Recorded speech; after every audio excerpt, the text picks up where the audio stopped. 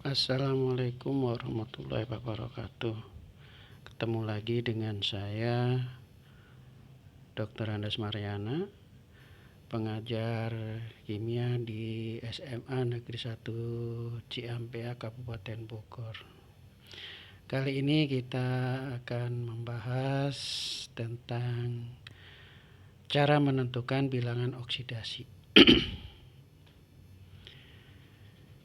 Ada beberapa aturan yang harus kita gunakan untuk menentukan bilangan oksidasi. Yang pertama yaitu untuk unsur bebas, semua atom itu mempunyai bilangan oksidasi sama dengan 0. Yang kedua, atom F dalam setiap senyawanya mempunyai bilangan oksidasi sama dengan -1. Jadi di semua senyawa F itu selalu bilangan oksidasinya -1. Aturan yang ketiga, untuk atom hidrogen atau H dalam setiap senyawanya mempunyai bilog sama dengan +1. Tetapi ada perkecualiannya, yaitu dalam senyawa hidrida atau senyawa antara hidrogen dengan logam, itu bilangan oksidasi atom H sama dengan -1. Tapi ingat, itu perkecualian. Kemudian yang berikutnya, yang keempat, untuk atom oksigen atau atom O. Dalam setiap senyawanya itu secara umum bilangan oksidasinya -2. Tapi ada beberapa perkecualian. Perkecualian yang pertama yaitu dalam senyawa F2O, bilangan oksidasi O itu sama dengan +2. Perkecualian yang kedua, dalam senyawa peroksida, contohnya H2O2, Na2O2, bilangan oksidasi O itu sama dengan -1. Sedangkan perkecualian yang ketiga yaitu dalam senyawa superoksida, contohnya KO2, NaO2, itu bilangan oksidasi O sama dengan -1. Sedangkan aturan yang kelima berkaitan dengan atom logam. Atom logam dalam setiap senyawanya selalu mempunyai bilangan oksidasi sama dengan bertanda positif. Untuk atom logam golongan 1A, 2A, dan aluminium mempunyai bilangan oksidasi sesuai dengan nomor golongannya. Misalkan golongan 1A itu +1, 2A +2, Al karena 3A maknanya +3. Itu kalau dalam bentuk senyawa. Aturan yang berikutnya yaitu atom dalam bentuk ion tunggal selalu mempunyai bilangan oksidasi sama dengan muatannya. Contohnya Cl negatif berarti bilangan oksidasinya -1. Fe3 positif berarti bilangan oksidasinya +3 dan seterusnya. Sedangkan untuk berikutnya, untuk ion poliatom, jumlah bilangan oksidasi semua atom dalam ion poliatom itu sama dengan muatannya.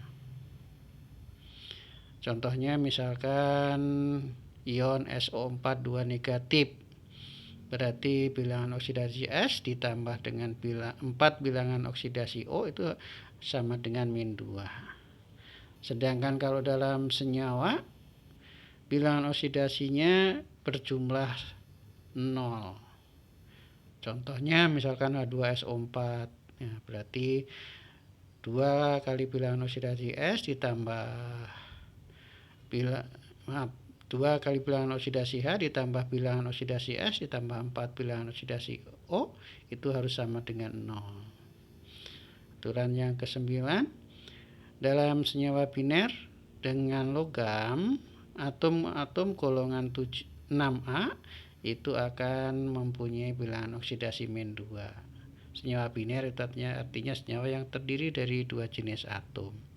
Misalkan FeCl3 Zn, O, dan seterusnya. Aturan yang ke-10 itu berkaitan dengan senyawa biner yang terdiri dari atom logam dengan atom-atom golongan 7A. Maka atom golongan 7A bilangan oksidasinya sama dengan -1. Nah, itu. Nah, sekarang untuk memahaminya kita akan berikan contohnya. Contoh, tentukan bilangan oksidasi dari atom P dalam A. Ca3PO4 2 kali, dan yang B dalam ion PO3 negatif. Sekarang kita bahas yang A. Yang A itu berarti berupa senyawa. Berarti pertama yang kita gunakan aturan yang ke-8, jumlahnya harus 0. Di situ terdiri dari 3 atom Ca, 2 atom P, dan 8 atom O. Maka bisa kita tulis begini. 3 kali bilangan oksidasi Ca ditambah 2 kali bilangan oksidasi P ditambah 8 kali bilangan oksidasi O itu sama dengan 0. Karena Ca itu golongan 2A, maka Ca itu plus 2, jadi 3 kali plus 2. Sedangkan O itu ada di aturan yang nomor 4, O itu -2. Sehingga bisa kita tulis, nah, 3 kali plus 2 ditambah 2 kali bilangan oksidasi P ditambah 8 kali -2 sama dengan 0. Sehingga secara matematis bisa kita selesaikan. Ya, seperti itu. Sehingga hasilnya sama dengan plus 5. Itu. Tetapi bisa juga untuk lebih sederhana bisa dengan cara yang lain. Nah, kalau cara yang lain, nah ini Ca3PO4 2 kali. Nah, Ca karena golongan 2A maka plus 2. Kita tulis di bawah atom Ca. Karena Ca-nya ada 3, maka dikali 3. Sehingga plus 6 kita tulis di atas atom Ca. Nah, kemudian yang sudah pasti ada dalam aturan yaitu atom O. Atom O di aturan nomor 4 itu -2. Kita tulis di bawahnya -2. O-nya ada 8 sehingga kita kalikan 8, hasilnya -16. Kita tulis di atas atom O. Nah, untuk yang atas itu jumlahnya harus 0. Di situ ada plus 6 dan -16. Sehingga agar menjadi 0 maka P-nya harus plus 10. Nah, karena P plus 10 jumlahnya ada 2, maka setiap atom P itu berarti plus 10 bagi 2. Sehingga jadi hasilnya P-nya itu plus 5. Nah, seperti itu. Itu kalau untuk senyawa. Nah, sekarang bagaimana kalau yang B, yaitu yang ion poliatom. Nah, ion poliatom tadi terdiri P dan O. P-nya 1, O-nya ada 3. Dan muatannya -3, sehingga bilangan oksidasi P tambah 3 kali bilangan oksidasi O sama dengan -3. Yang sudah tercantum dalam aturan adalah bilangan oksidasi O, maka bisa kita tulis.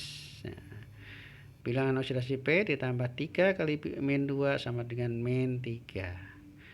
Sehingga secara matematis bisa kita tulis seperti itu.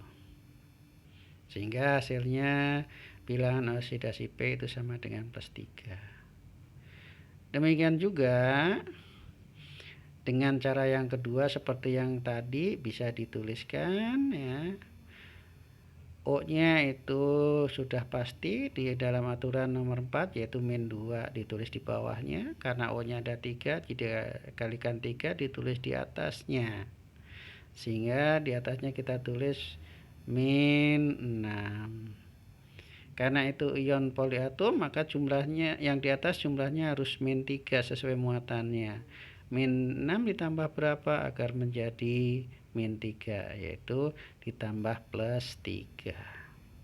Karena P-nya hanya ada 1, maka plus 3 dibagi 1 tetap plus 3. Nah, seperti itu bagaimana cara menentukan bilangan oksidasi. Selamat mencoba. Berikut ada beberapa soal untuk latihan.